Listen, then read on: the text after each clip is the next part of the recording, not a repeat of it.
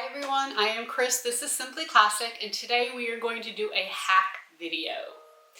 So let's take a look at the bag, the inspiration bag that we're going to use. It's this right here, and this was posted on the Facebook group, and we had some discussion about what pattern to use to hack it. There was a great suggestion to use the commuter tote by Ora Rosa, but I had already started filming, and the pattern that I thought would be perfect for it is the pattern that we just did a full tutorial on. That is the Kirsten by American Stitchers. So we're just going to leave one of the gussets off, enlarge it a little bit, and we have the exact bag out of flap, of course. So you can use either one. Obviously, if you're going to do the Ora Rosa, the pattern changes I give you today are not going to apply to that bag. You'll have to get the Kirsten to do it, so I will link that below. And before we get started, I just want to remind you that if you have any bags that you just love and you would like to see hacked, just go ahead and either email them to me, post them on the Simply Classic Inspiration Facebook group. If they can be hacked, we'll go ahead and do a video. If not, it goes in my new pattern file. So let's take a look at those changes on the pattern pieces and then we'll get stitching.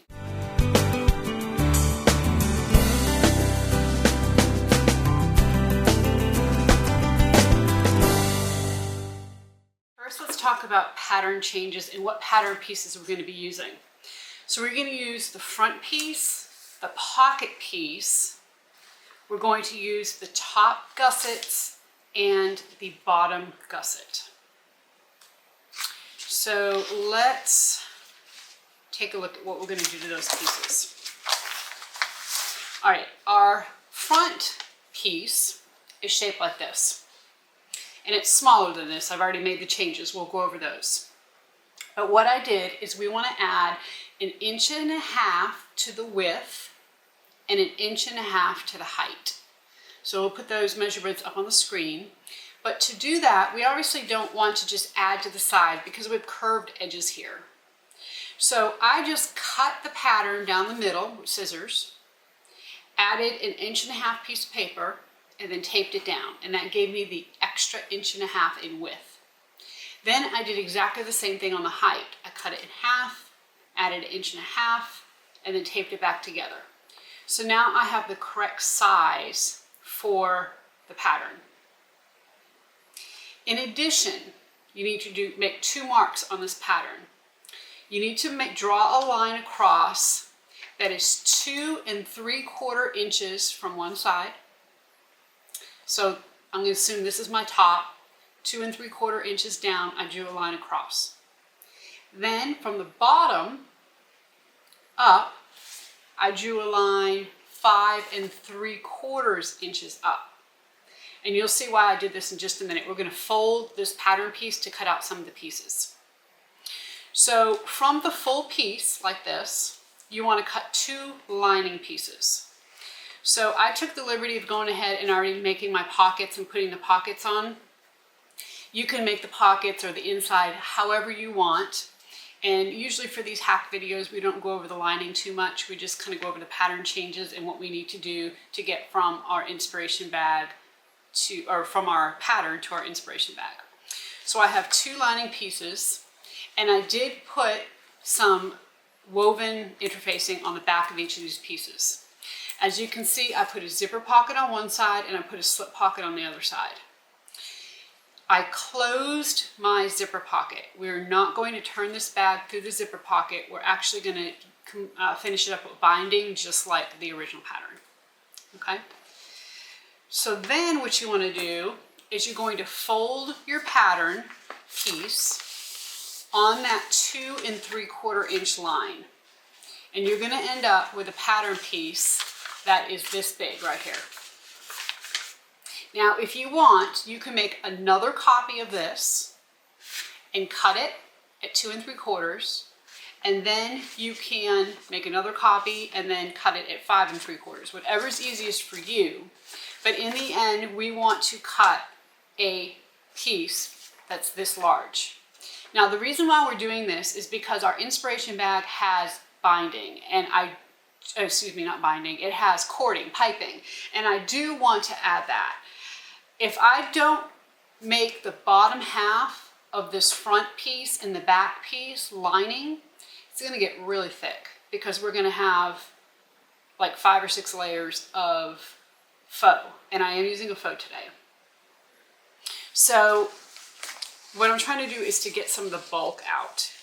Even with my industrial machine, I feel like that's necessary. So I cut 2 pieces of my main fabric at this height. Okay, actually it goes this way, at this height. Okay, so just fold your pattern piece and cut. Now, when I did this, I actually cut, and I notice I'm wearing a green sweatshirt and a green, they're almost the same color, so I'm thinking it's blending in a little bit. Here, let me hold it out here. So I cut 2 of these, and on the back I put some Decovil light. So this is going to be the upper part of our front and the upper part of our back, exactly the same, no problem. Then what you want to do is unfold that, and instead fold on the 5 3/4 line, and you're going to end up with a piece that's about this long. From here, or from this piece, you want to cut 2 lining pieces. And those 2 lining pieces are going to be basically the inside of the pocket. Okay. So I put some woven interfacing on the back of this, both pieces, and I'm cutting 2 of those. And also we're going to use this seam to put our flap in. Okay, so you've cut all those pieces so far from this one pattern piece. Then what you're going to do is on your pocket piece, you're going to increase it by 1.5 inches in width. So cut it down the middle, add 1.5 inches piece of paper, tape it, and you're going to end up with the right width. Because there's no curve on the top of this pattern piece, you can just take 1.5 inches and add it to the top. So that's what I did. Okay, so here's my pocket pieces. So from my pocket pieces, I cut 2 main and 2 lining. So 2 main and 2 lining. On the main pieces, I put some Decovil light out of the seam allowance. Okay. On the lining pieces, I put some woven interfacing. I like woven fuse too, and I have 2 of these. So that's all we need to cut from this piece. Then on your gussets, let's talk about that. So your top gusset, all you're going to do, you're going to cut 2 of them, and you're going to add 3.5 inches to the width. Okay, so from here to here, you're going to add 3.5 inches. You're going to keep this height the same. That's not going to change. So our inspiration bag is 2 3/4 inches wide, and this will give us what we need. Then to the bottom gusset, this is the front bottom gusset, you're going to add 3.5 inches to the width, and you're only going to add 1/4 inch to the height. Okay, I need to pop in here for just a second because I think I told you to increase the bottom gusset more than it needed to be. I think I gave you the same increase for the bottom and the top gussets, but that wasn't right. So the bottom gusset needs to be increased by only 2 inches. Okay, so carry on. The other thing I cut was 2 pieces for my cording, my piping. So I cut those. Now I'm using 3/8 inch piping. If you have different size piping, you might have to cut it differently as far as the width. But I cut my width 1 1/4 inches. Okay, so the width this way, 1 1/4 inches. And I just cut this roughly about 35 to 40 inches. We're gonna cut it down to what it needs to be. And I cut 2 of those. And then I also cut, and I already did these, but I cut I'm using 3/4 inch hardware. So I cut my strap, this is a crossbody, so I used the width of the faux, cut it 3 inches, folded it in half again, and sewed it. Now I have some edge coat that's drying on the very edges, so that's why I don't have it here in front of me. Then I cut 2 strap connectors. The strap connectors are 1.5 because I'm using 3/4 inch hardware. I'm gonna basically fold it in half. So 1.5 inches wide by 3 inches tall. And what I did is I cut 1.5 inches by 6 inch piece, and then I put the edges into the middle, sewed, and then just cut that piece in half so I can get my 2 strap connectors. And we're gonna sew these in when we do the gusset. I have 2 3/4 inch D-rings. Of course, I have my zipper pulls. I do have a magnetic snap for the flap. Of course, I have a zipper, and you're going to need a zipper for your zipper pocket. And then the length of your zipper is going to be the same length you cut your upper gussets. Okay. And then you're going to have a flap. So the flap piece I went ahead and did for you. You can go ahead and go onto the Simply Classic website, go down to, or go to PDF and downloads, and you can download this flap for free. It's just one pattern piece. And it's basically just the shape of the inspiration bag. I cut 2 of these, and I cut them both in main fabric or my faux. I put Decorative Light on the back of one. And I also have a little mark on this pattern piece here where you're going to put your snap. So I marked that, but I hadn't done anything with it yet. I just marked it. Now, if you want your flap to have lining on the back, you can certainly do that. I just like my flaps to have the main fabric on both sides. And that's it. So we're only using basically 2 pattern pieces from this bag, and then the gussets were by measurement, so I gave you obviously the new measurements, and then of course we have our new flat piece, and that's it. So let's go ahead and get stitching. So as I mentioned, on the pattern piece that I gave you, there's a little dot where you need to put your snap. So the first thing I'm going to do, I'm not going to put it on, but I am going to mark where it goes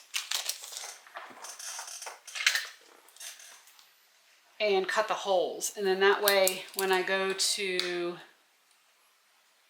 after I sew it, when I go to put it on, the holes are already there. It's going to be a lot easier. So I'm just going to match that up. Draw 2 little lines.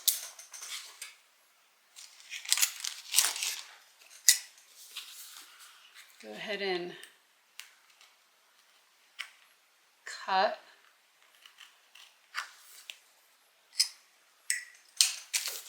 And you notice that I'm doing this on the side that has the deco bill. You definitely want to do that.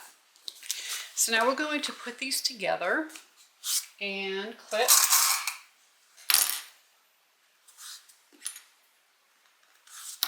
And we're going to stitch. Now, you really want to stitch this at about 1/4 inch seam allowance.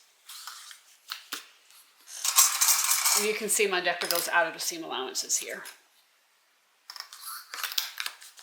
Okay, don't sew across the top. We're just going to sew around these sides.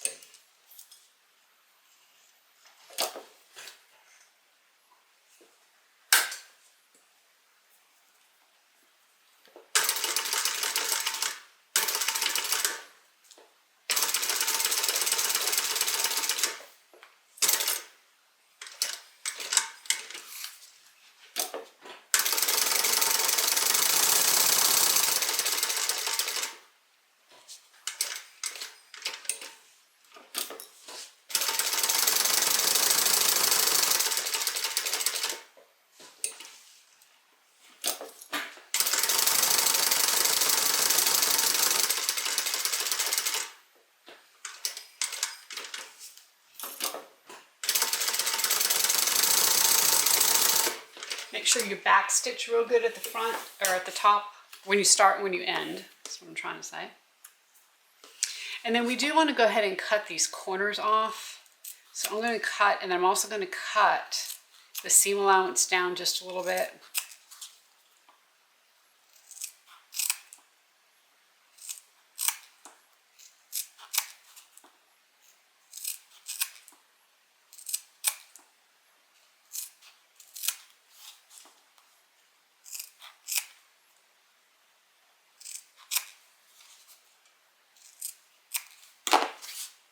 Okay, so let's turn it.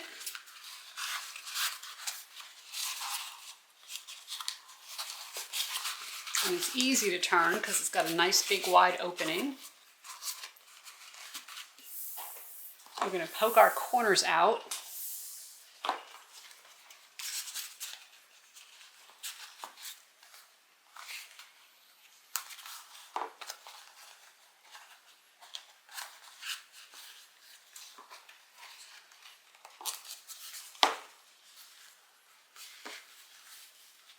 And then we're going to top stitch. So let me go ahead and put some clips on here.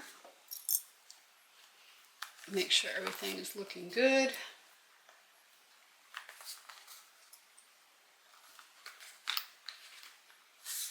I really want to make sure that my seam, the side of my seam is right on the edge of the turn.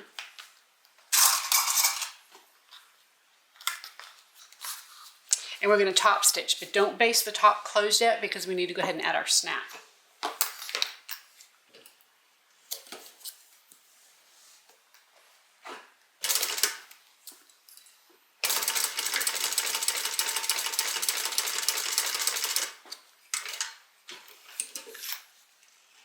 And I'm just using 1/8 of an inch seam allowance.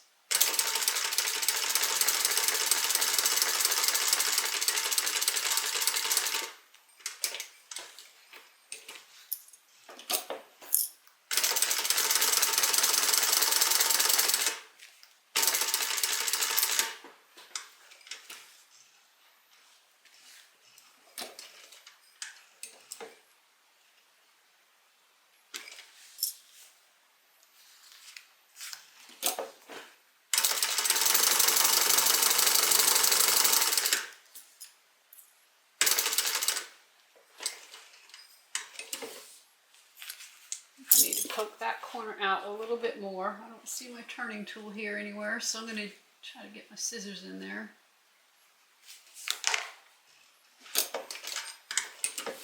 There we go.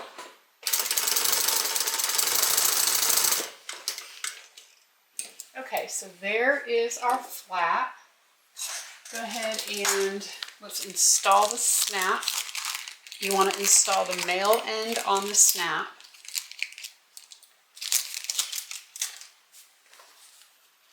So I'm going to go ahead and poke this through.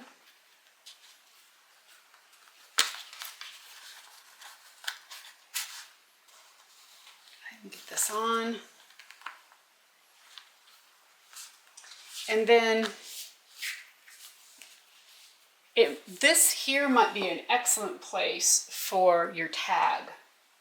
You can either do it there or you can do it at the bottom of the bag. On the front pocket, either one. I'm going to put some tape on the snap first, make sure that's covered up, just to kind of protect my faux. And I think I am going to put my tag on here. So I'll do that and then we'll come back and do the next step. Okay, so I have my tag on. The last thing I'm going to do is go ahead and baste the top closed. So let me just do that here, and then we will start on the pockets.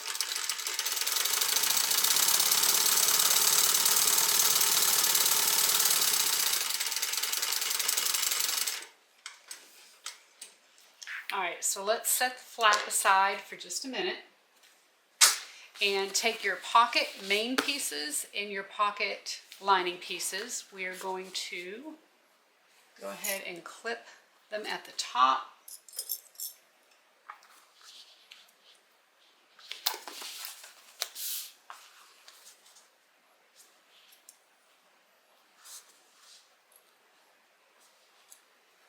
And now we're going to stitch. And I'm going to use about a 1/2 inch seam allowance here.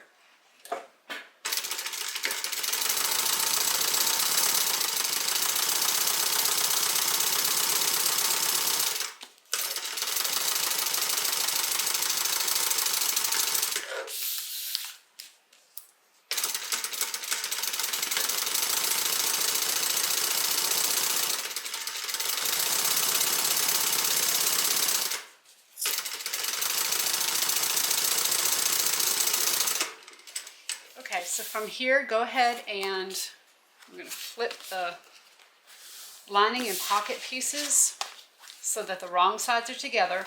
And I'm going to pull down this pocket piece just a tad. So I'm going to pull the lining so that I can see the main fabric on the front, or excuse me, on the back, because I don't like linings peeking through. I don't think that looks good. So I'm just going to pull it so it's just a little bit to the back.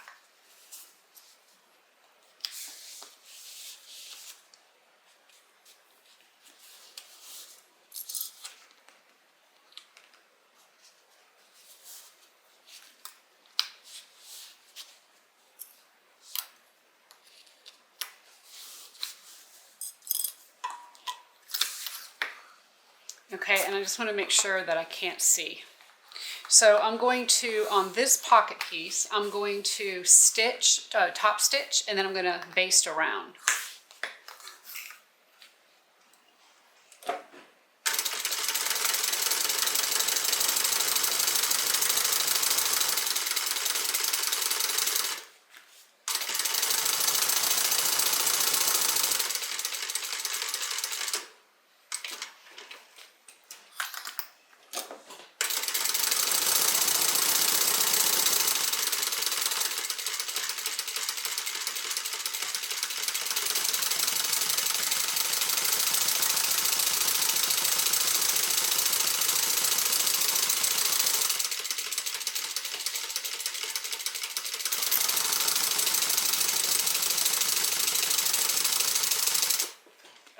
So there's one pocket. Now I'm going to just, you should have, if you did it this way, you should have just a little bit of lining peeking through at the bottom. And if you do, just cut that off, because we pulled that to make sure we didn't have any lining peeking through at the top. So just cut those little edges off.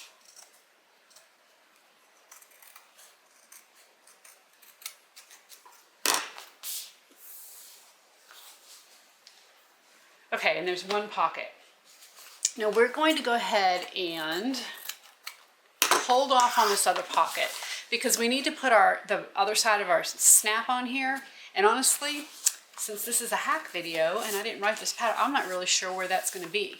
So we can fold it, we can go ahead and clip it, we can top stitch, but we're not going to baste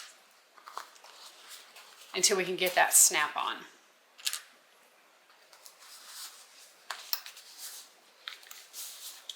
So I will put a few clips down here just to hold it.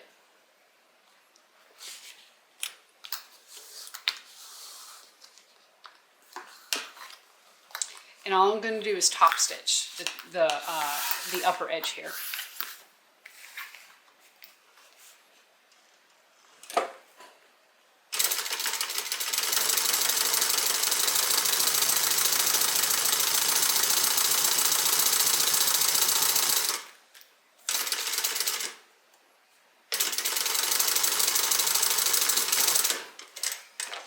All right, we're going to set this aside for just a minute.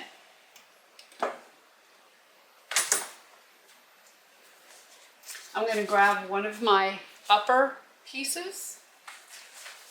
This is essentially the front piece, or the back. Actually, it would be the front. No, actually it would be the back, because we're going to put the slip pocket on the back. So I'm going to clip the straight edge together,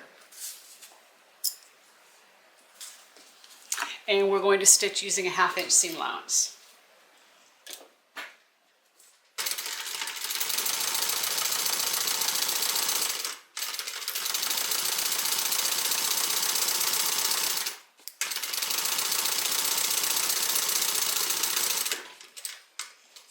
Okay, from here, go ahead and flip this up.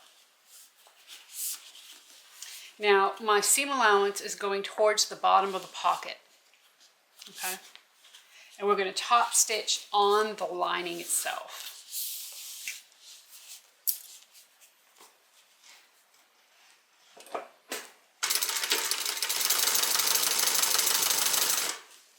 And as I'm stitching, I'm actually pulling this to make sure that the seam is nice and open.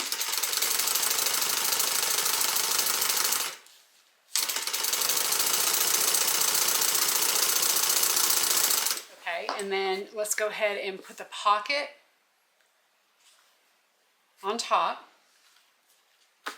We're going to clip it.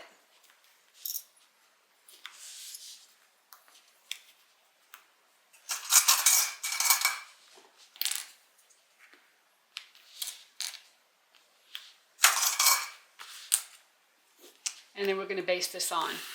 Now, I don't know if the inspiration bag has a snap here or not. It might. And if it does, you can certainly put a snap here on this pocket. This is deep enough. I think I'm just going to leave it without a snap. So let's go ahead and baste it on.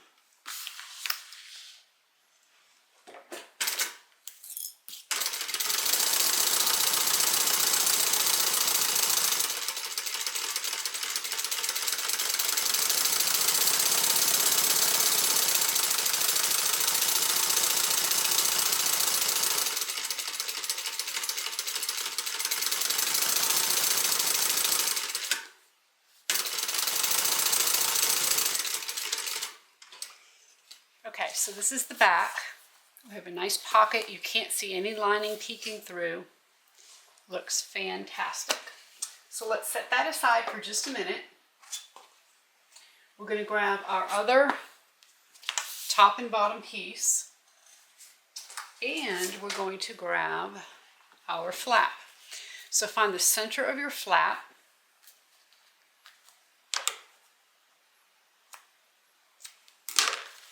Find the center of your bottom piece here and the center of the top. And we're just going to match up all these centers. Now this is going to be the front of the bag because this is where the flap is.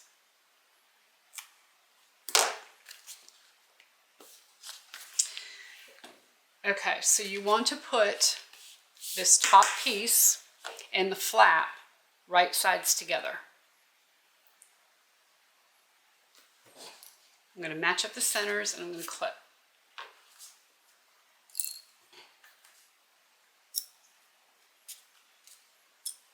Now you can baste this on, or you can take the lining piece and put that right on top and sew it all in one, which is what I'm going to do.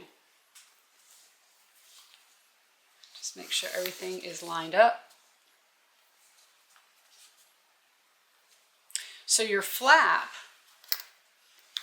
is shorter than your pocket piece, or than your main body here. Okay, so we're going to stitch this using a 1/2 inch seam allowance.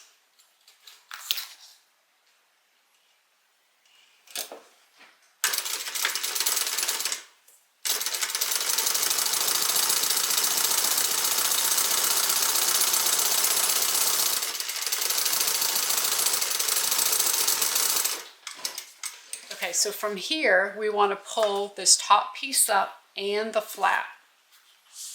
So our seam allowance is going towards the bottom of the pocket, and we're going to top stitch on the lining.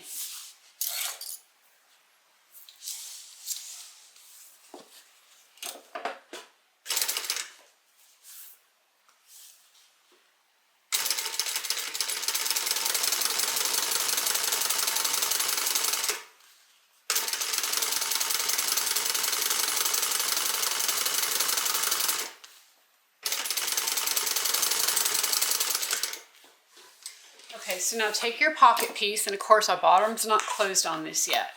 We're going to go ahead and lay it on top.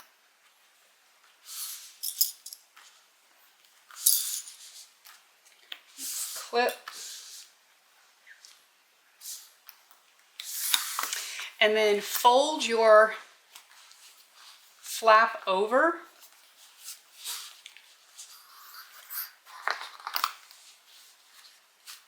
This pocket piece, and you're going to have to mark where the snap is. Okay, so I am going to take my pen here, if I can find it.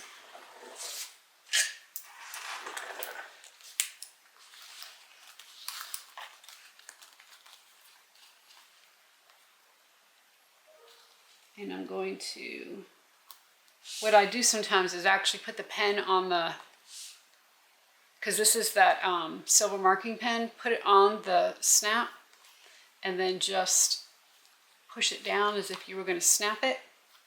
It'll leave a mark and then you know exactly where to put it. Okay, so now we can open up this pocket and put the other part of our snap, and this will be the female part.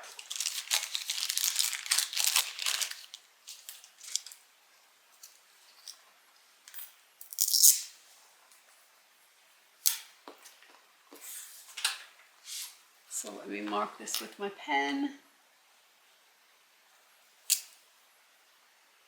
Now, I will say that if you have, I'm probably just going to put my phone in here, but if you have something more bulky you're going to put in here, you might want to give your flap a little bit extra room and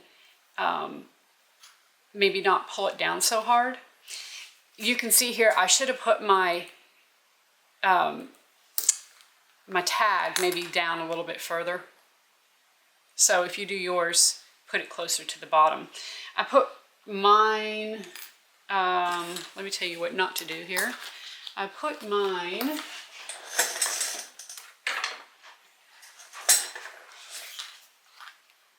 an inch from the bottom. You're probably going to want to put it about a ½ inch if you have a tag like that. Okay, back to this. Let's go ahead and mark where our snap's going to go.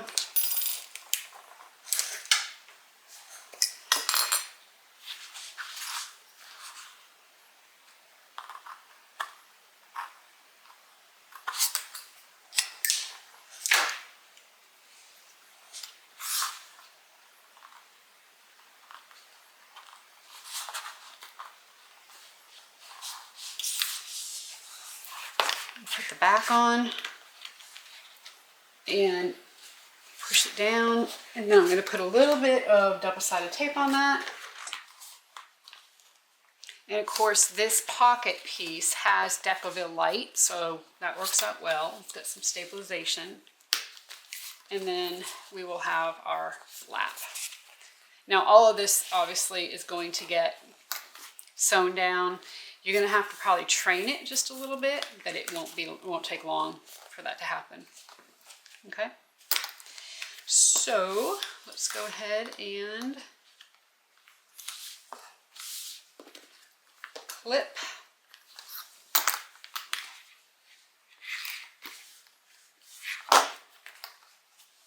And we're going to stitch. We're just going to base this pocket on.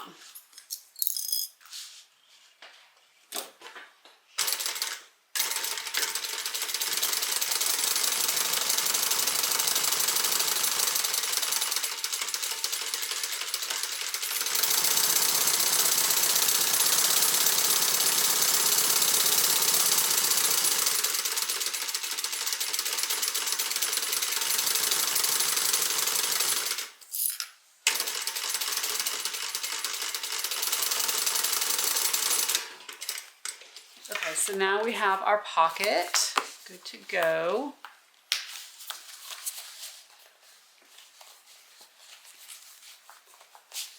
There we go, very pretty.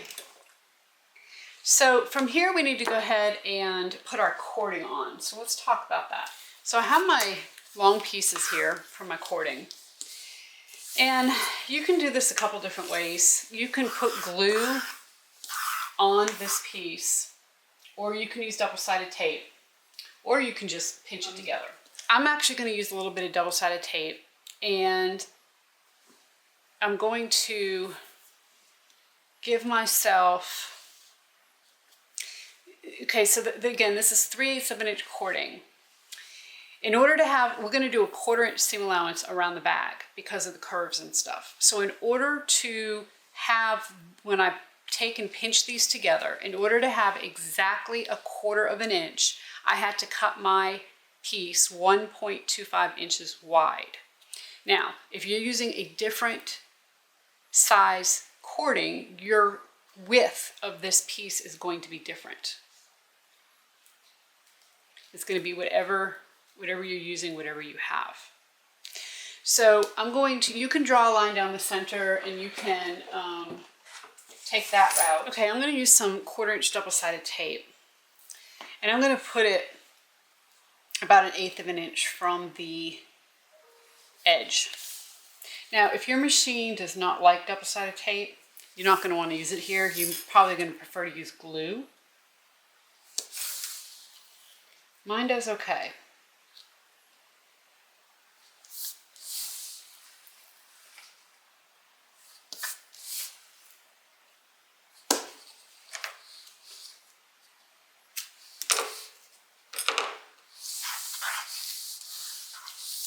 Okay, so from here, we're going to lay the cording beside the tape. We're going to start peeling this tape off.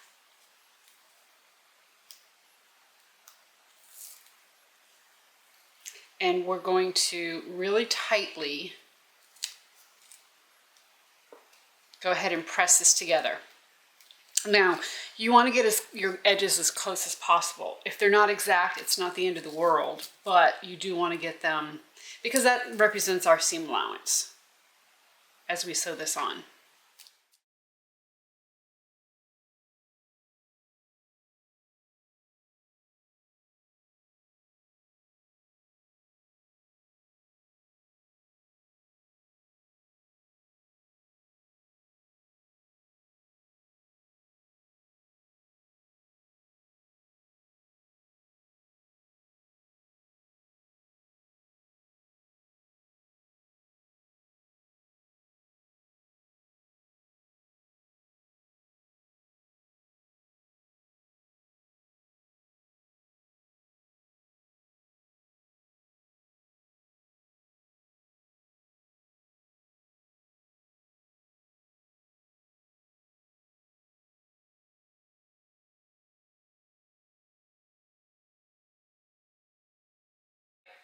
So now we have that done, and we're going to sew this cording onto the front and onto the back.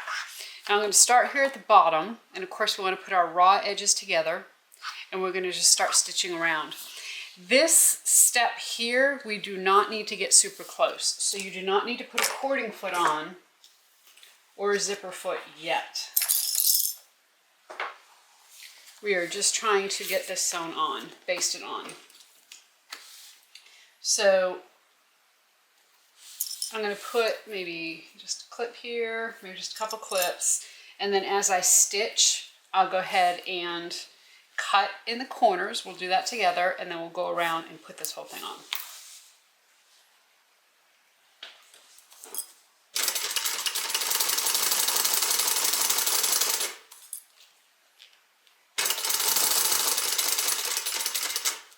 So now I'm getting close to the corner. I'm going to take some nice sharp scissors, and I'm going to cut the straight edge, which is the actual cording. So I'm just going to put little snips.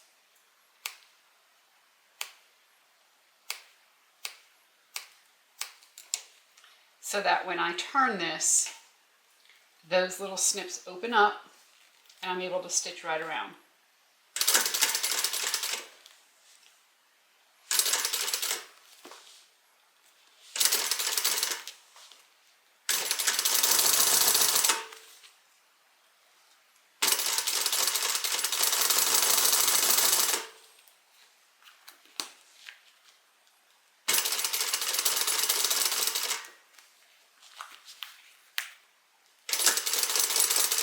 Okay, I'm approaching my corner again. I'm just going to put little snips.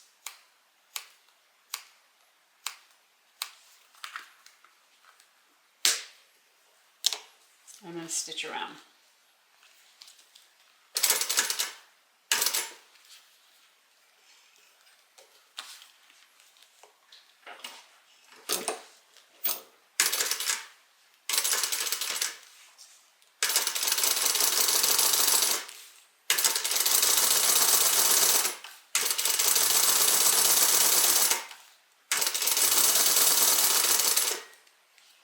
Okay, getting to the edge or to the corner. Snip, snip, snip.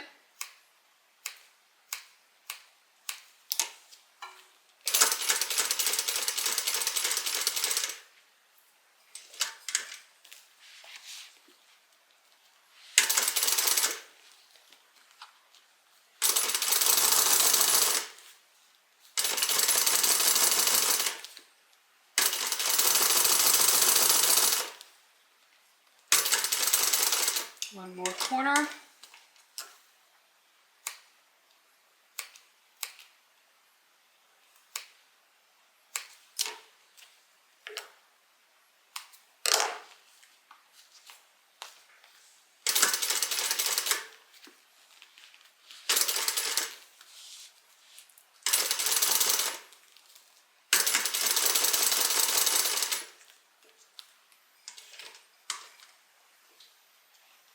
Okay, so I'm going to take just a couple where I started here. I'm going to take a couple of these stitches out. I'm just going to kind of pull it up since I'm basting this. It's pretty easy. And I'm going to go beyond it about an inch and cut this off. I'm then going to open this up. And right where my cording ends, I'm just going to pull this out of the way. You can see what I'm doing here. See how my cordings come together here? That's where I'm going to snip my cording. Because essentially what I'm trying to do is to make sure that my two cording pieces here match up exactly. I'm going to take this piece and fold it over.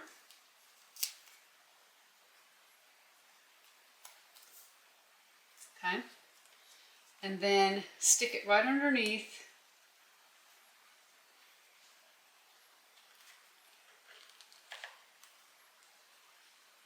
And continue on and stitch.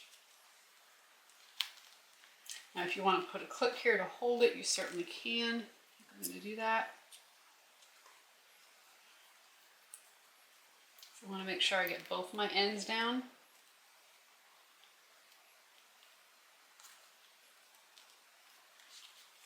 Okay, and then we're going to stitch.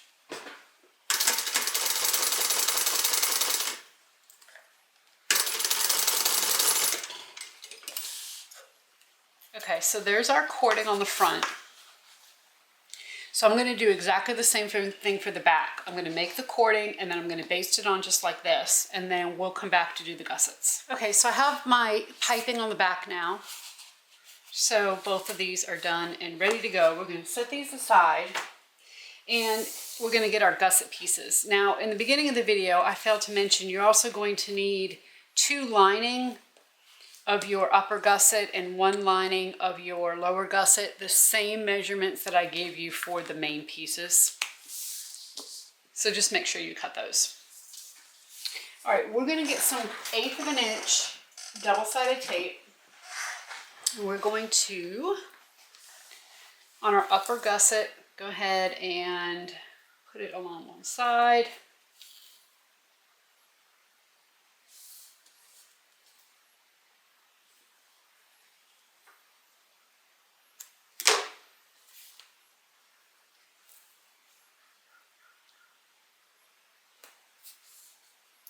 Do that on both pieces.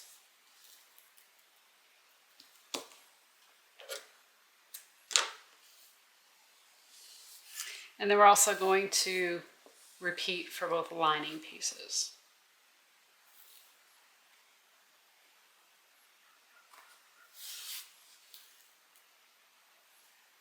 Now you don't have to use double-sided tape here. You can certainly use clips instead if your machine does not like double-sided tape. This 1/8 of an inch is really thin, so it usually does pretty good staying outside the seam allowance. Or inside the seam allowance, I guess I should say. Not where the needle goes.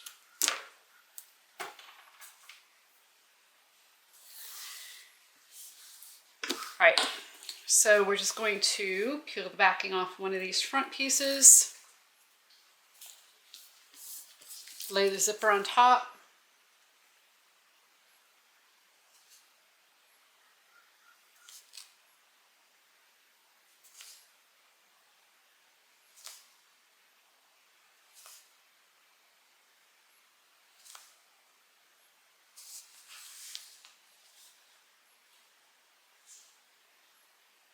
And then we're going to take the backing off one of these lining pieces and lay it on top of that. So the zipper and the main fabric are right sides together. And then we're going to put the lining on the back side of the zipper. I'm just going to make sure all the raw edges are lined up. So now we're going to stitch this using a 1/4 inch seam allowance.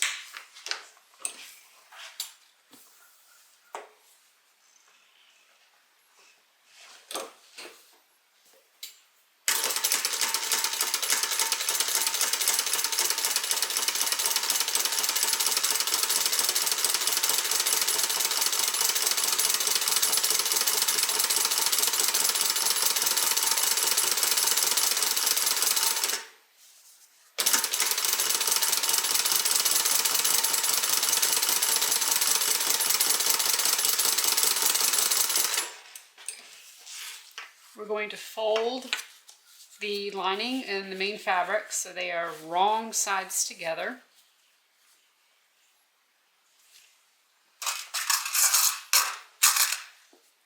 Put some clips.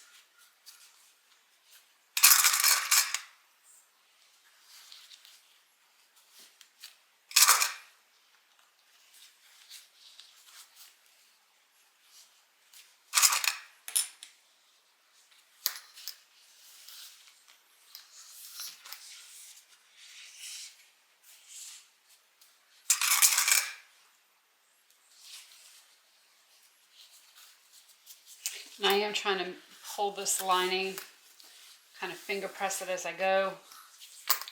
And the same thing with this main fabric. I'm going to pull it out as far as it'll go. And you can also be doing that as you stitch.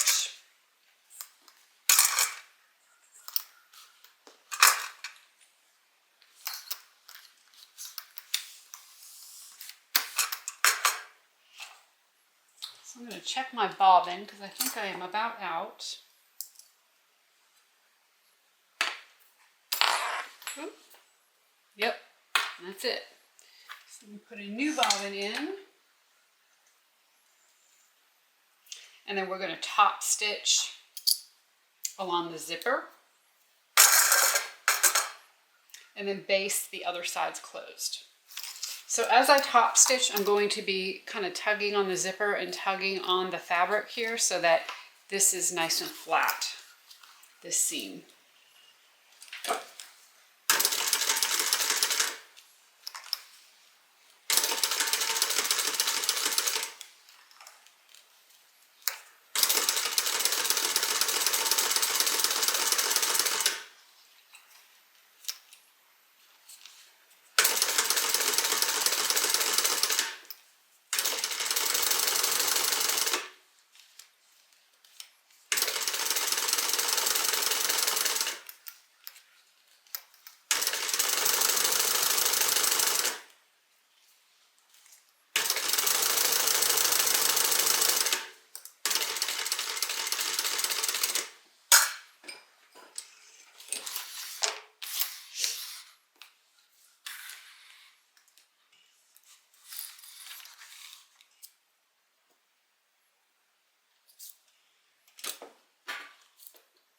Now I'm going to baste this long side closed.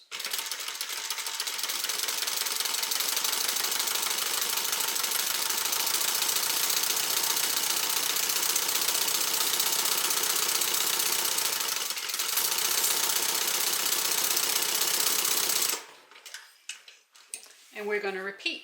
So I'm just going to peel the backing off the tape.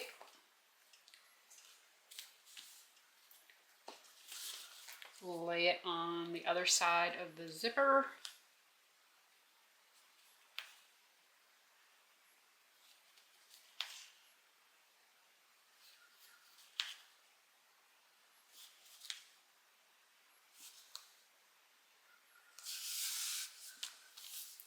And then peel the backing off the lining piece, backing off the tape here.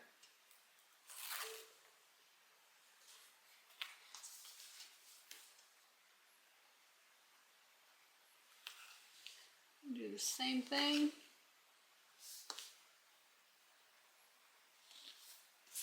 And then we're going to stitch.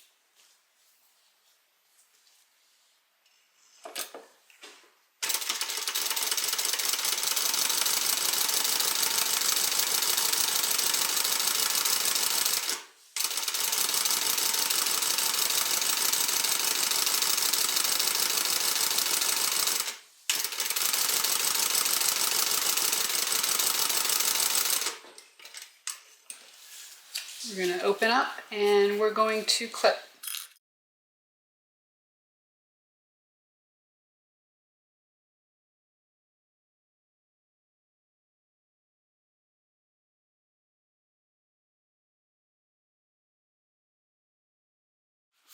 So now we're going to top stitch along the zipper, and then we're going to stitch the long side closed.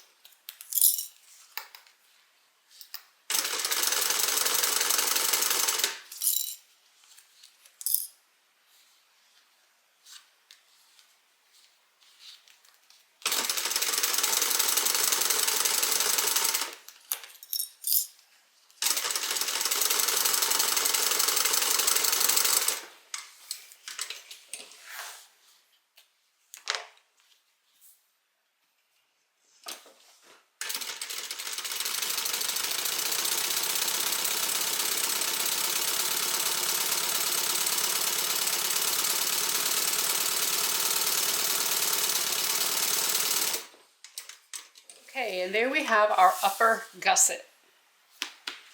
So let's put our poles on. We don't want to forget that. And I'm also going to even up my zipper.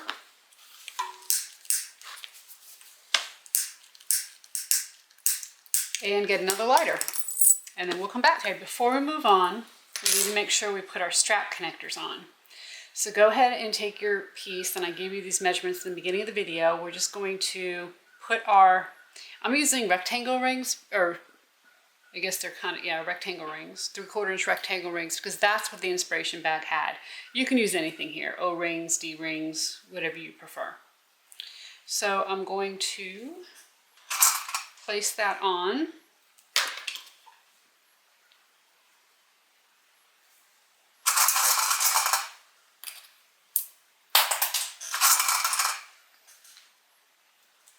And then we're going to center it over the zipper.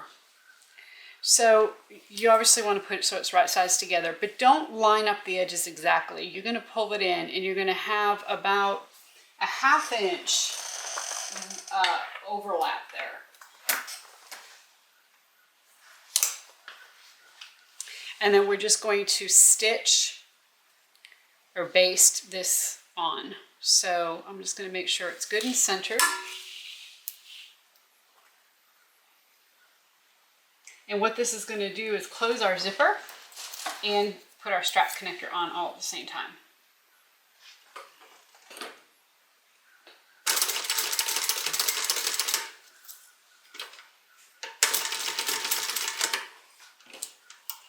Okay, so that's what that looks like. Super simple. We're going to do the same thing on this side. I'm going to make sure we have about a 1/2 inch overlap there.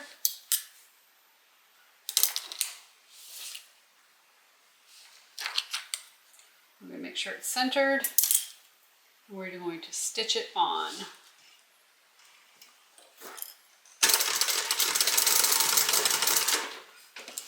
So our strap connectors are on.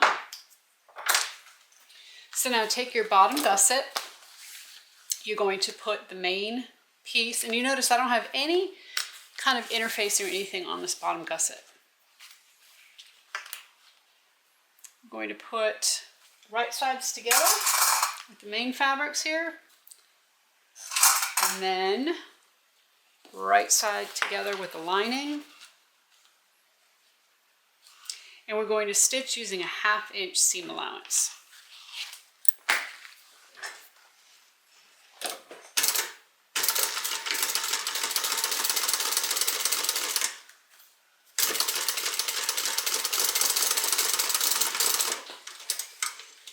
Okay, we're going to open it up. We're going to put the wrong sides of the bottom gusset together. We're going to pull it nice and tight, and then we're going to top stitch right along this edge. Now, if you have a walking foot machine, you might have a little bit of problem here going over this hump where the strap connector is, so just be prepared for that, to put something underneath your foot.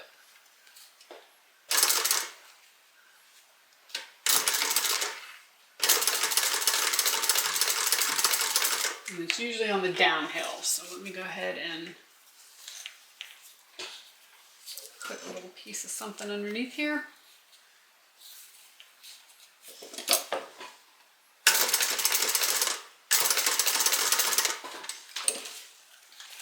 We have that done. Got our strap connector on, it's all looking good. So now take the other end of your bottom gusset. We're going to put it right sides together with the main, and then we're going to take the lining and put it right side together with the lining. And we're going to sandwich all that in between. Go ahead and clip.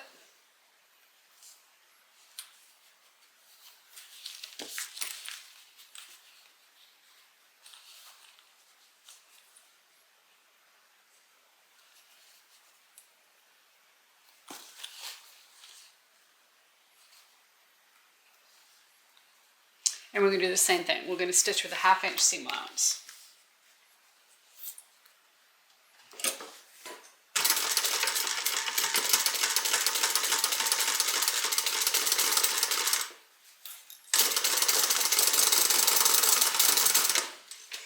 Okay, we're going to flip this so it's all together, all the wrong sides. We're going to go ahead and clip the bottom gusset together, wrong sides together.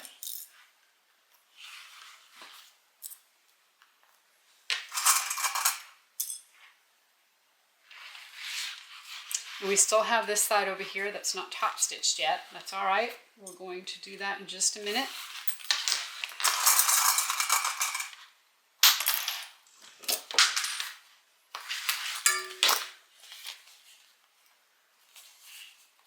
So you see how sometimes this wants to buckle there? That's why I haven't top stitched the other side yet. Let me turn this around because I will stitch it from this side. And go ahead and lay this main part flat so it's not buckling. And I'm starting at the seam that we've already top stitched. And from there, I'm just going to pull this and make sure that these two gusset pieces, meaning the main, the main fabric and the lining, are together, and that there's no buckles. I am just dropping clips everywhere. Oh my God! All right, get these. Oh, and breaking them.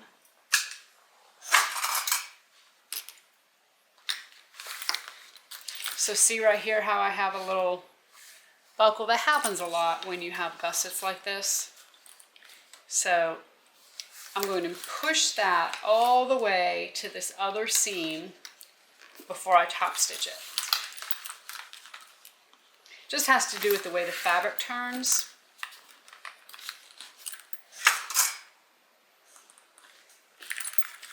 Okay, so now when we stitch,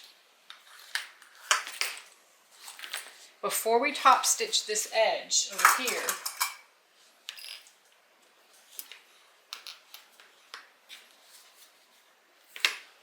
I'm going to start right here at the top stitched edge, and I'm going to go ahead and close this gusset all the way. Then when I get to this side, all of those bubbles would be, and I say bubbles, but you know what I mean, the actual part that the take up. You need to, as you turn fabrics, it takes up room, right? So you want to make sure that all of that take up is sewn out. And then you're going to go across here, top stitch this, and then you'll go down the other side. So I'm going to start over here.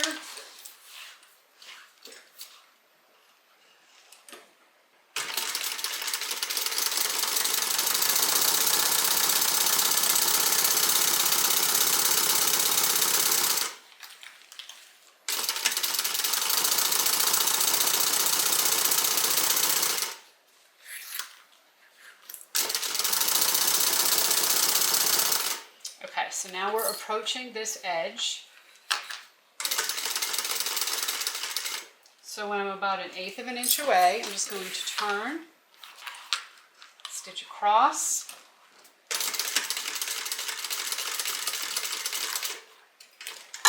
protect my project here, and then I will turn.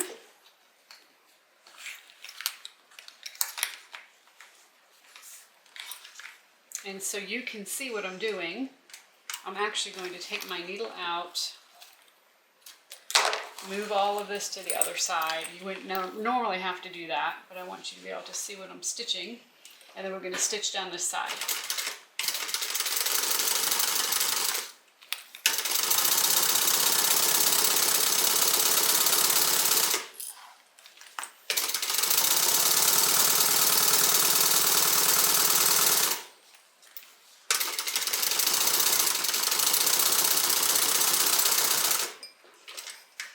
Okay, so now the gusset is fully sewn.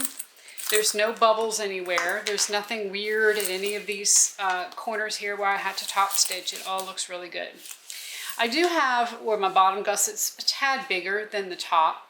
I'm just going to go to my cutting table, use my rotary cutter and ruler, and just make it so that they are exactly the same width.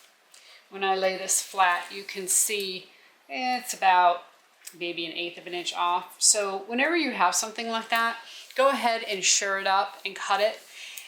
It's not, I mean, the only difference it's going to make is the width of the bag by maybe 1/8 of an inch. It's not a big deal, but when you're using or clipping this onto the main bag, if you don't make it exactly the same with this front gusset and the back gusset, you're going to be matching up your raw edges. And so if this one is a little bit longer than this one, or the seam allowance is a little bit bigger, your bag might be wonky. Hope I'm making sense there. So I'm just going to, like I said, lay this down, go ahead and cut off any extra that I see, and then once that's done, we will be able to go ahead and move on, put the gusset on. So my gusset is now the same size all the way across. I'm going to match up my seams, and I'm going to find the center on the zipper side.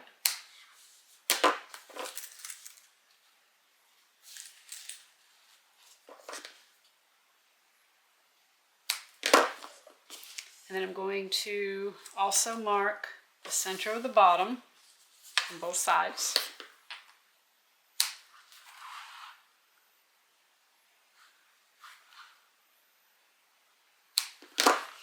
And then I'm going to match up the centers, and I'm going to mark the sides, because the sides are not necessarily the seams. The sides are off of the seams. So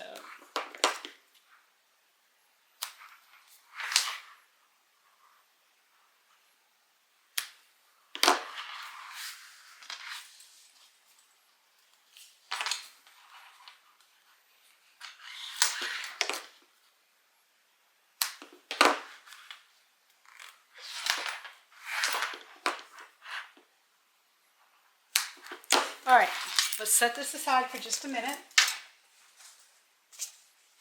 We're going to take our front and our back pieces.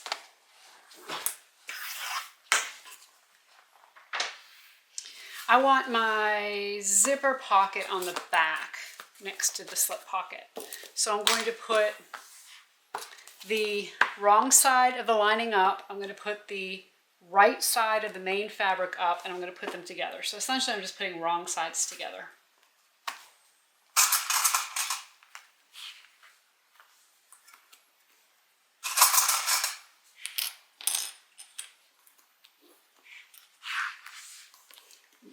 Throw a few clips on here.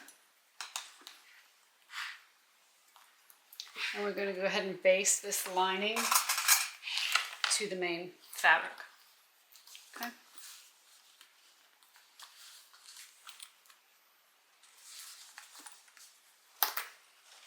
Now I did put my cording foot on, but I'm not going to put the cording foot over the cording just yet. I'm just going to sew this lining on.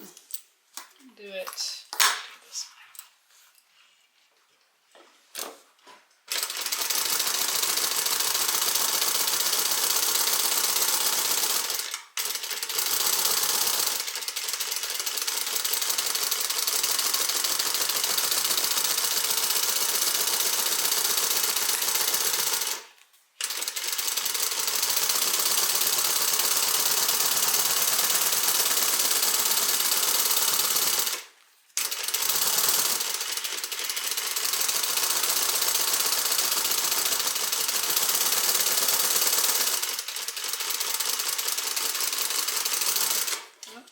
Started to go off right there. Let me get back on. This is just so that when we go to sew the gusset on, it makes it a little bit easier. It really has no purpose except for to sew that lining onto the back, just kind of baste it on. We're going to do the same thing with the front and the pocket. I actually put a slip pocket here, so however you do your lining is fine. We're going to throw a few clips on here.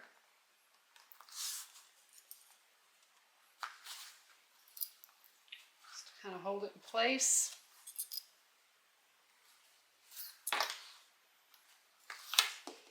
And do the same thing.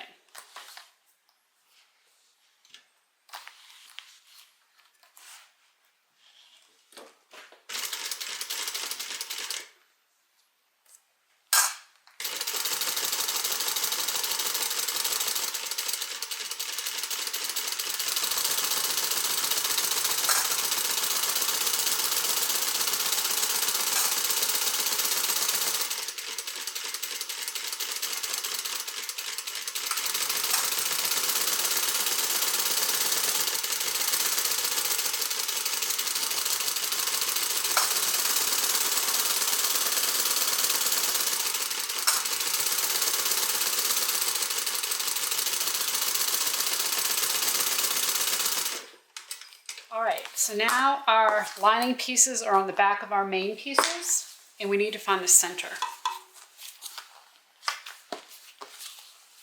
So I'm going to just kind of fold this in half. It's going to be a little difficult. Let's see, let me do the bottom first.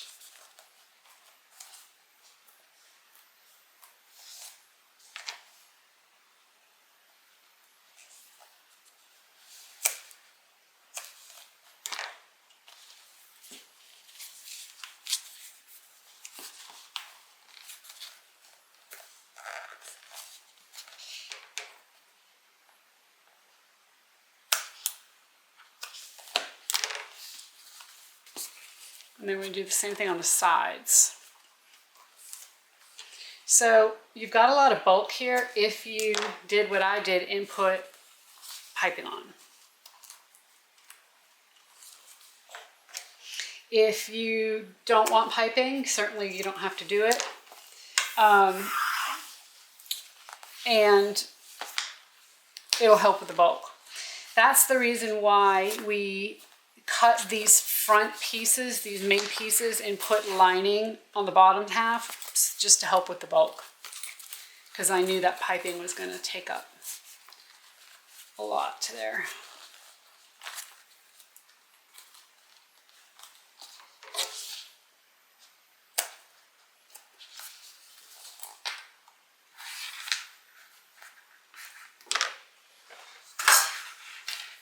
Sharp scissors.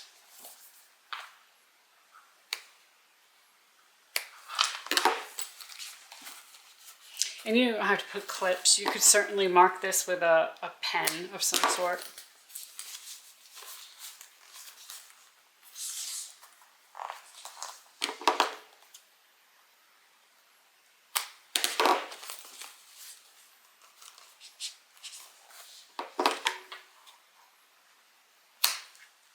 So I'm going to start with the front piece.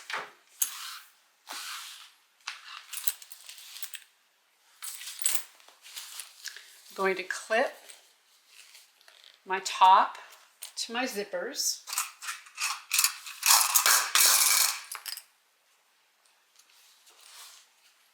Throw a few clips in here.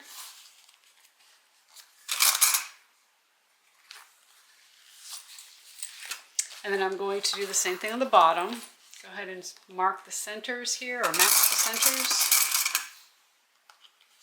And throw a few clips.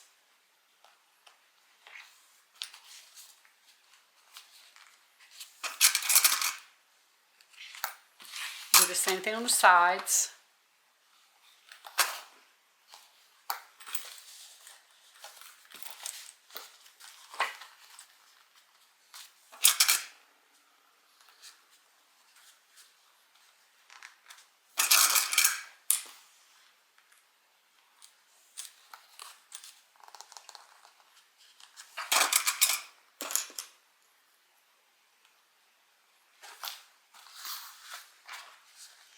And then from here, we're going to have to snip the straight edge, which is going to be the gusset, to get it to fit in these corners.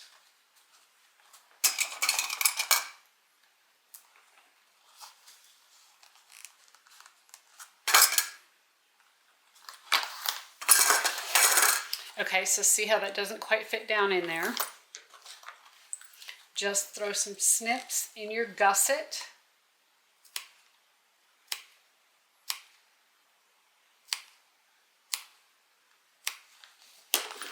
And then once you do that, you'll be able to push that down in the corner.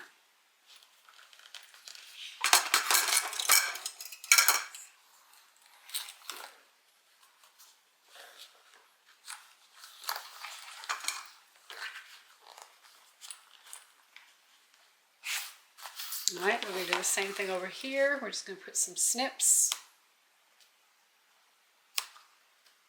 And this is a 1/4 inch seam allowance that we're going to sew this on with. So you really want your snips to be like about 1/8 of an inch. They're not going to be super deep.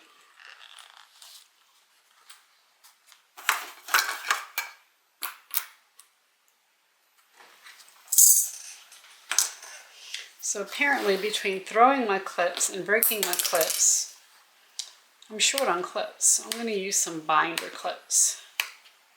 And actually those will hold really well.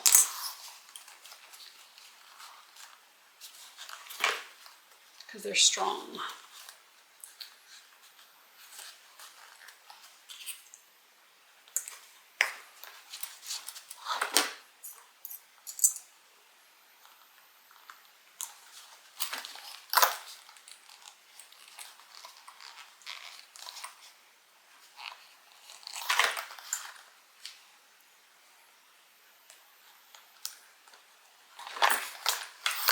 All right, and one more corner.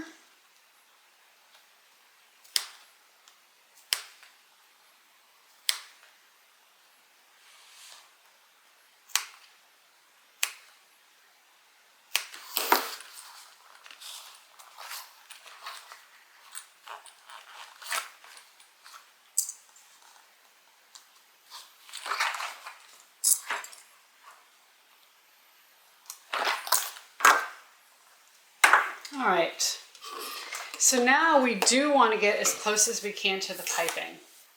So as I mentioned, I put my piping foot on, and a piping foot just has a groove down the center underneath here that the piping rests in, so that as you sew, this needle gets really close to it. So I'm going to be able to feel where my piping is and set the presser foot down right on top of that, and then the needle will go just to the right of the piping.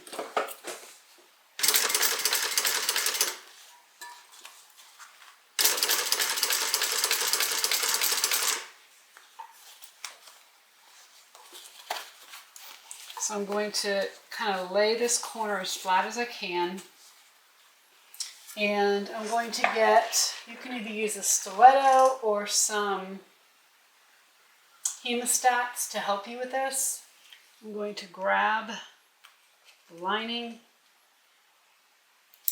and kind of pull it out so that as I stitch, it will help me keep this corner in line.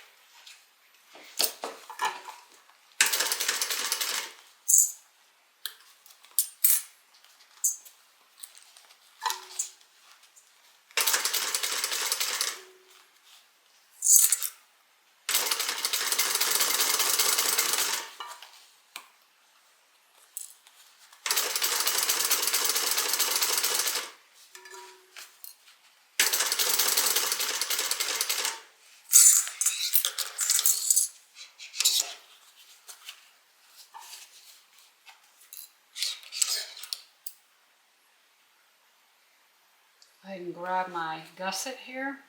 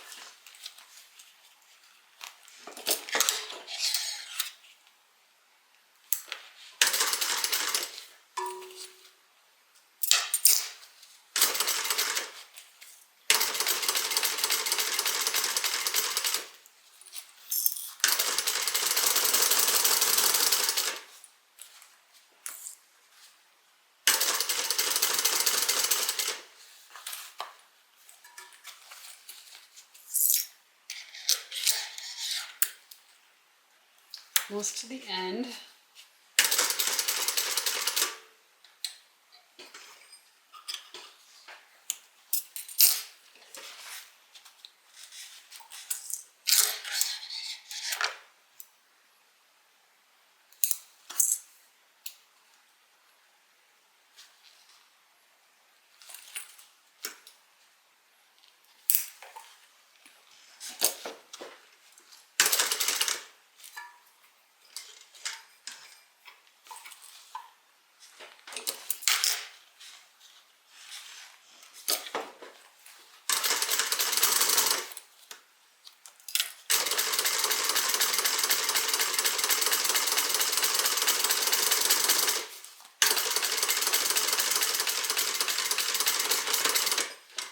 Okay, so I'm going to cut back any corners here that have a little extra, which they probably all will. You really want to try to get that down as far as possible.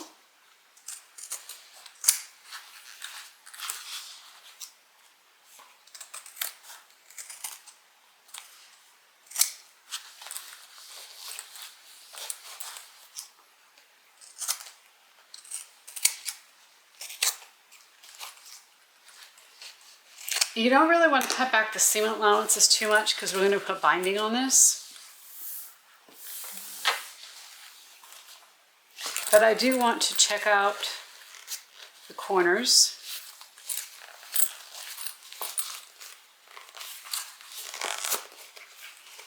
In the piping, just to make sure it all looks good.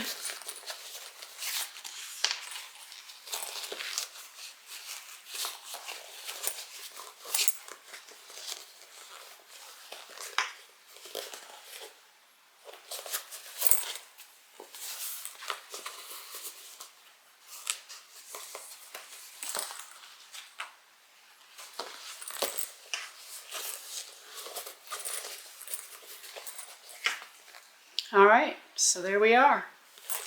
Very nice. Okay, I'm gonna wait to put the binding on because I like to do my binding in black and I'll have to change threads and I'll have to take off my cording foot. So I'm just gonna wait and do the bindings at the same time. So we're gonna take our back piece, make sure that the pocket is facing up the same way as the other. Don't put it on upside down. I may or may not have done that before. And we're going to clip.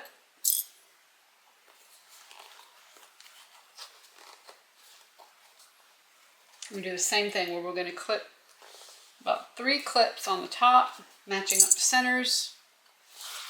And then we're going to do the same thing on the bottom.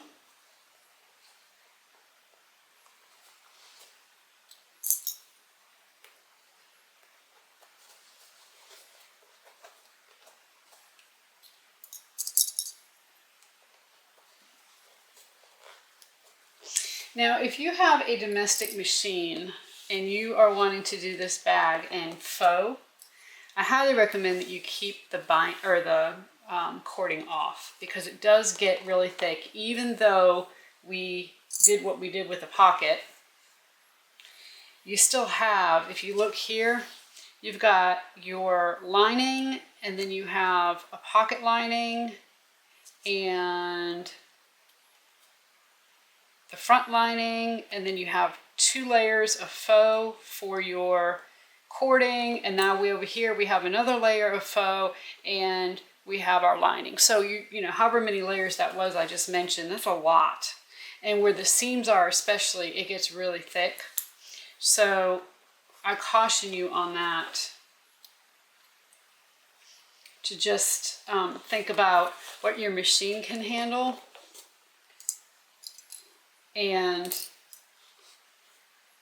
you know, just I don't want you to get frustrated, because it can get frustrating if you are trying to do something and it's not working because of thickness especially.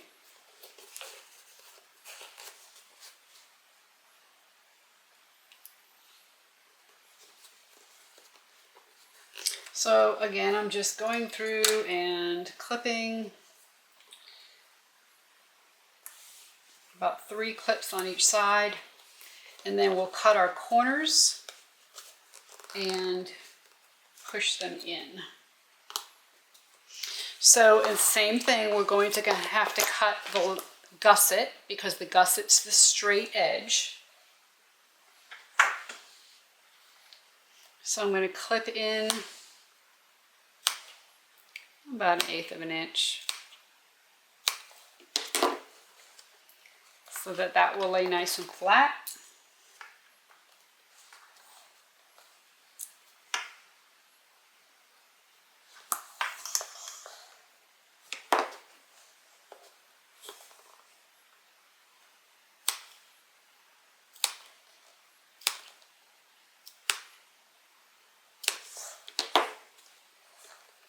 And you can certainly unzip your zipper here and stick your hand in there if it can help.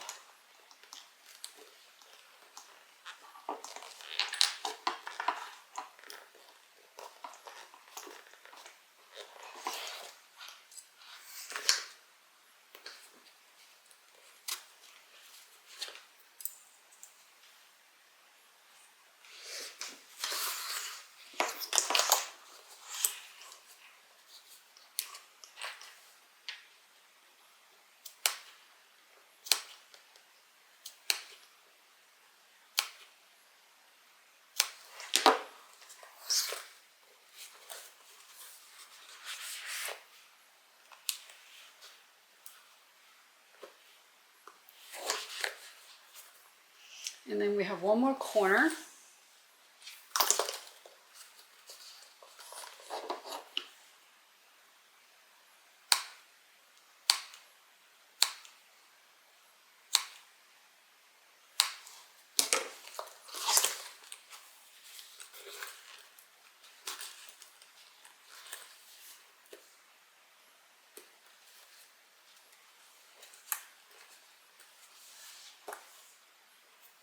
Okay, so from here we're going to do exactly the same thing. We're going to sew the gusset on, and we're going to do it with the gusset side up.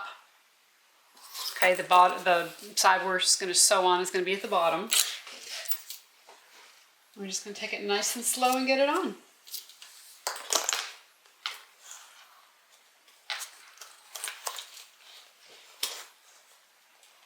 Feel my cording, set my foot down right on top.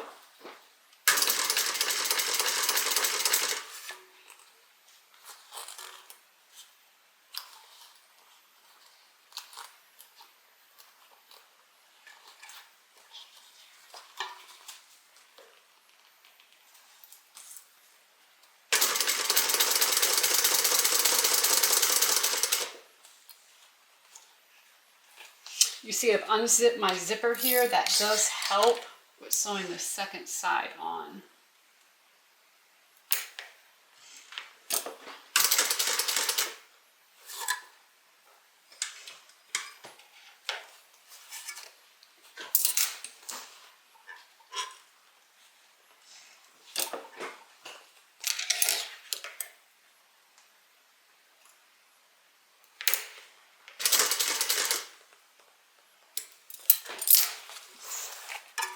And then after, you know, I do 2 or 3 stitches in these corners, and then I just get out all the little wrinkles and all the little possible tucks.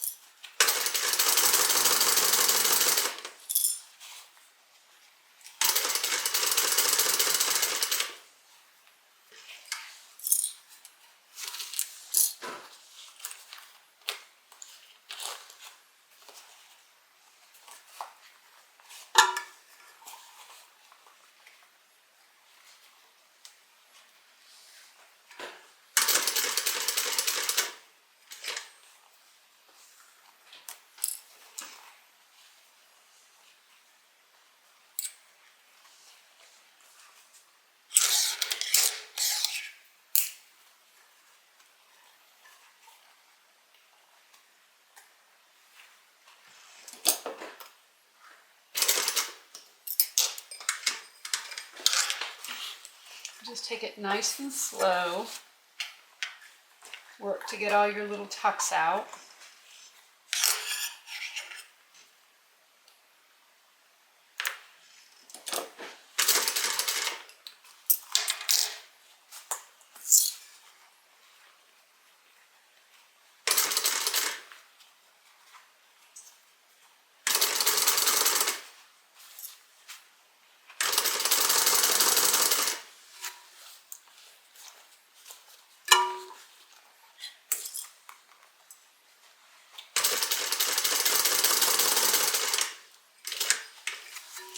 This is our last corner.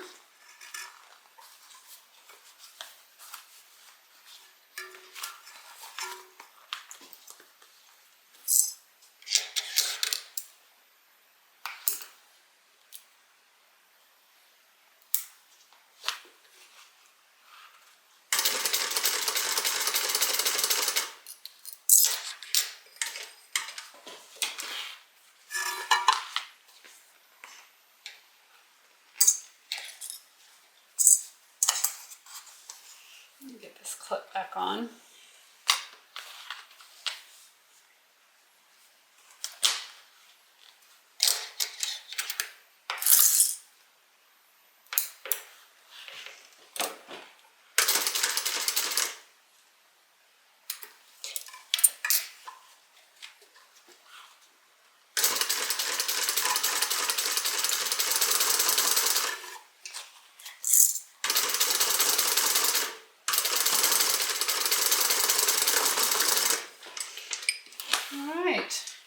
Before I check it out, I'm going to cut back the bulk in these corners.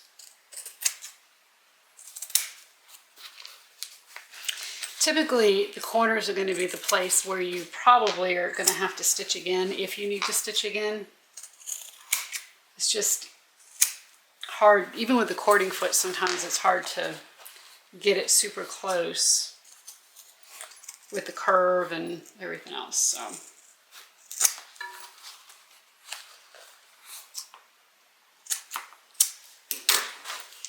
All right.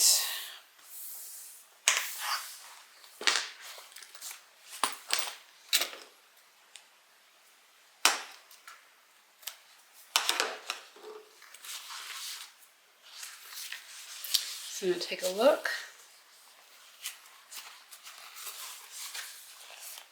That looks really good.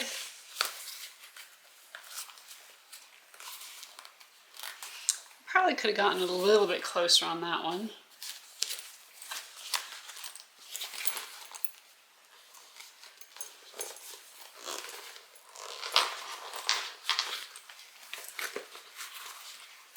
I'm just going to kind of push it out with my hand so I can see. And that looks good. And one more, let's check it out.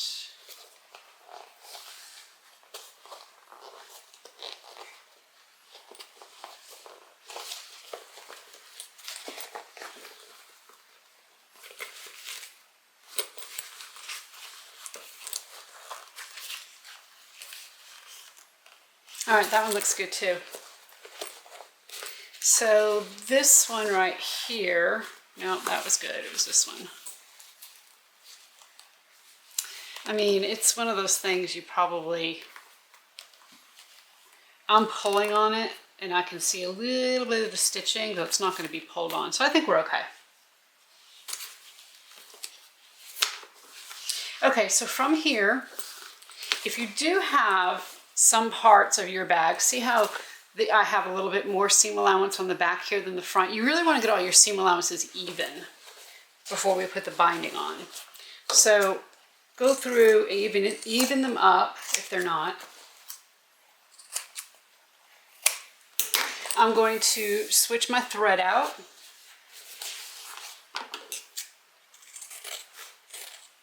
And then we'll go ahead and stitch the binding on. Okay, I have all my seams even and I cut a couple pieces of binding.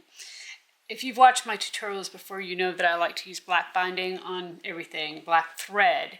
And then when you sew this, if you've missed a few spots on the binding, you can go back and resew and nobody can tell.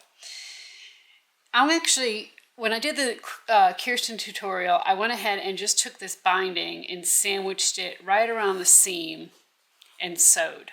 I'm going to show you another way to do binding today. It's a two-step process.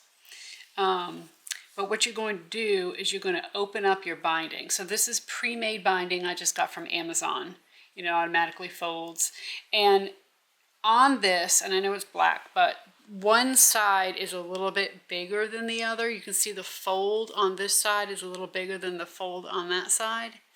The larger side is the side I'm going to start with. And I'm going to basically just clip it onto the bag. And I want to sew right where the seam is, or the fold is. So I'm going to match up the raw edges, but right along this fold is where I'm going to stitch. Okay? So with it open, we'll go ahead and do that. I'm not going to pin, I'm just going to kind of go around. And of course, as you go around these corners, you just pull a little bit because it is bias binding and it'll go around those corners beautifully. And I do have black thread in my machine.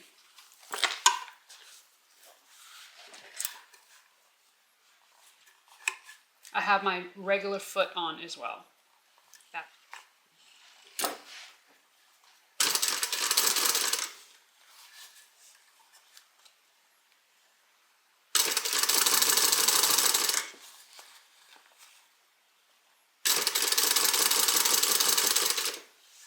So as I go around this curve, I'm just going to pull on the binding a little bit.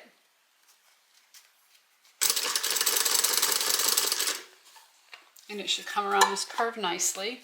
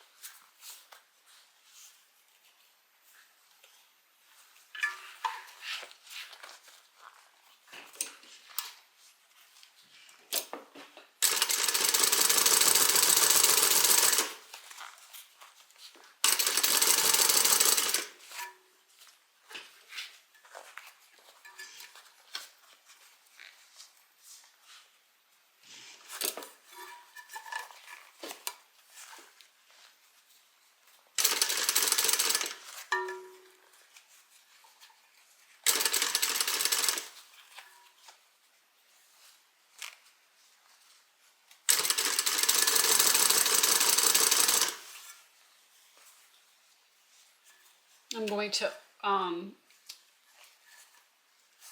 actually undo this side just a tad. Shouldn't have started at the beginning.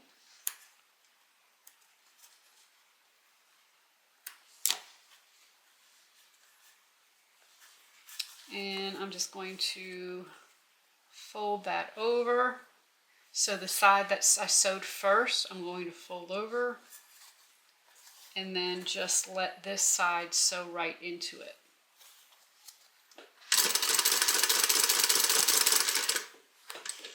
Okay, so now from here, what you're going to do is take this binding and fold it over to the other side.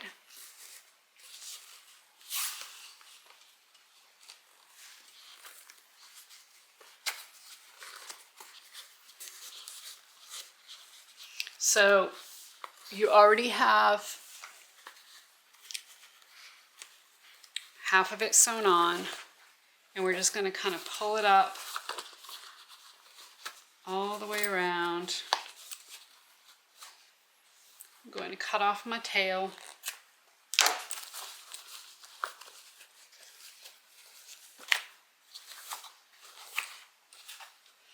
Okay, here's the side I started with that's folded over.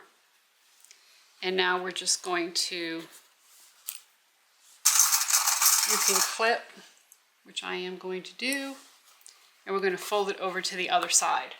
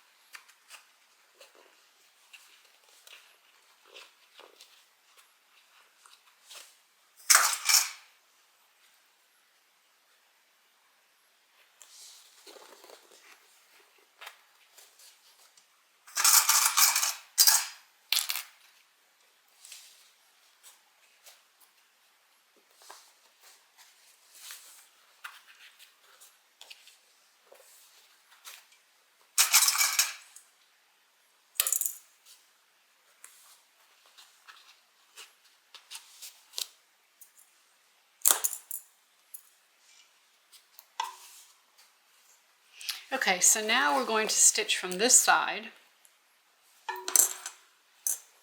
Make sure my little end is tucked in here.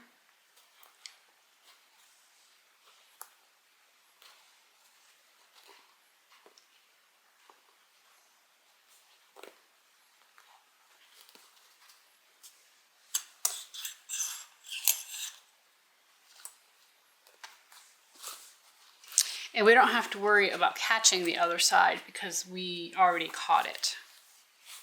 Okay, all the way around, it's already sewn on. So I am going to use a stiletto to help me in these curves, kind of lay this down. Okay.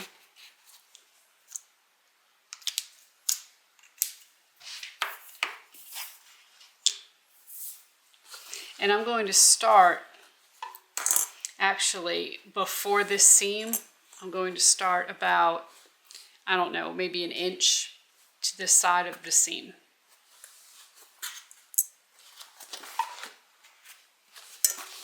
And you do have to kind of stand this up to do it.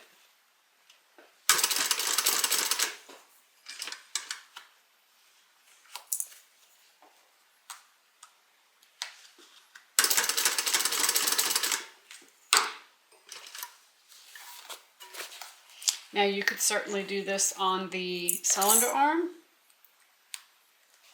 And I'll probably do the other side that way so you can see both.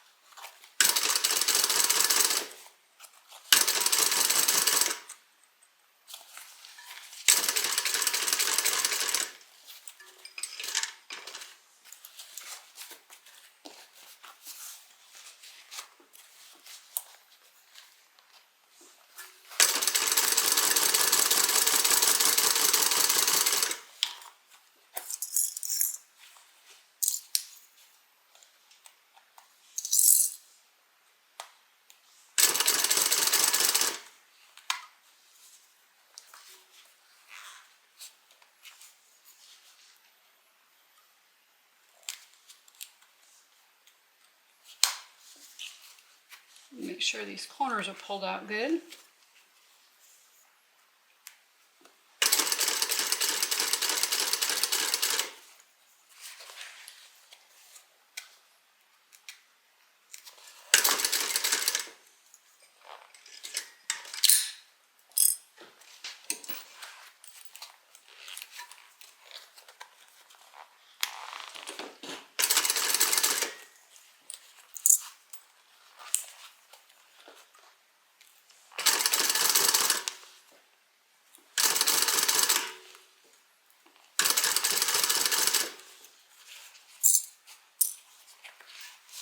You can see the stiletto is just helping me kind of grab it and push it up.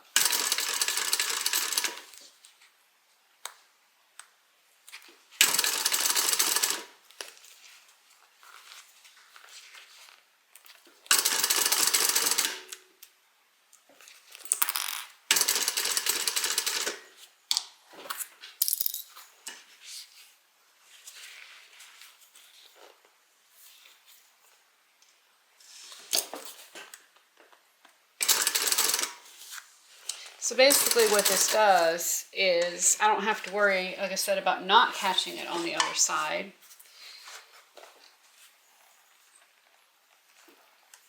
But it is 2 steps, so, you know, is it easier to do it in 2 steps and know that it's all caught, or is it easier to do it in 1 step and just go over the places you didn't catch? I will leave that decision up to you.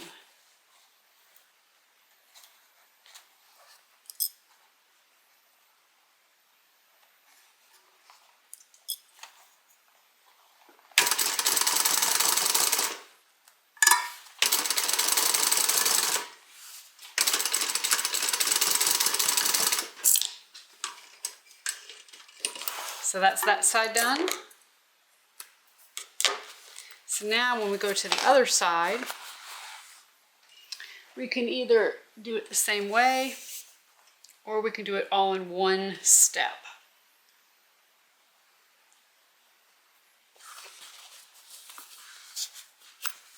And I think what I might do is go over to the cylinder arm and just do it all in 1 step.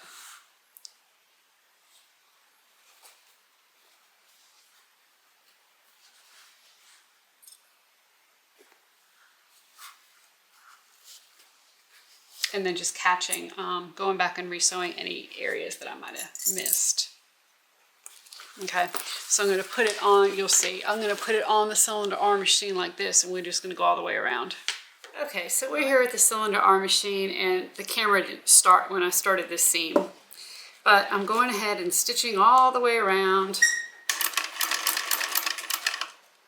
Again, using my stiletto to help.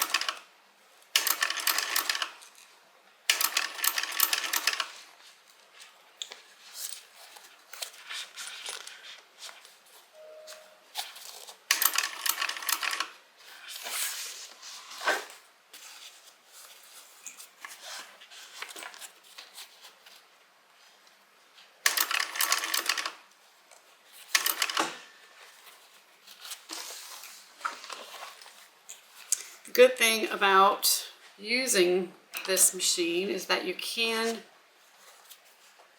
push the bag underneath like this, which is nice.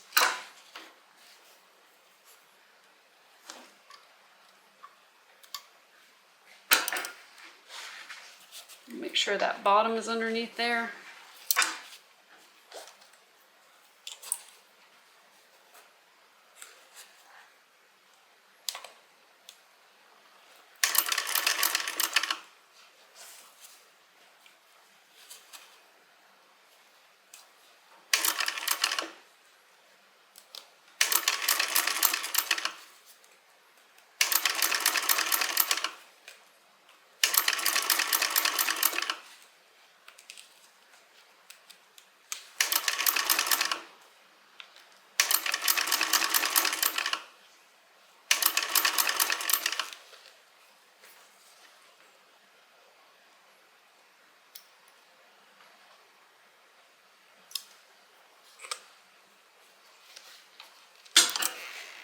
Make sure the bottom is underneath here again.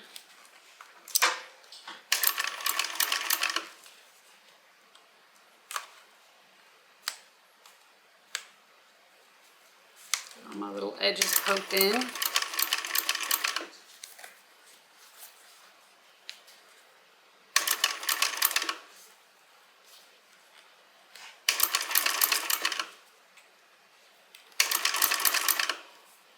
And then I'm coming to the end.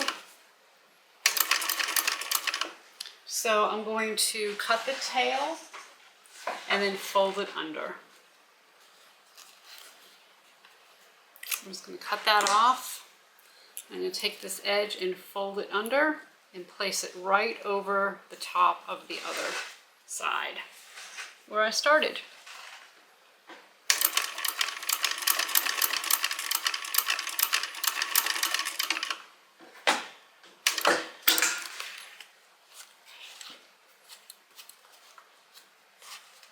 All right, cut my threads. I will have a look, see if there's any spots that were missed. Actually, it looks pretty good.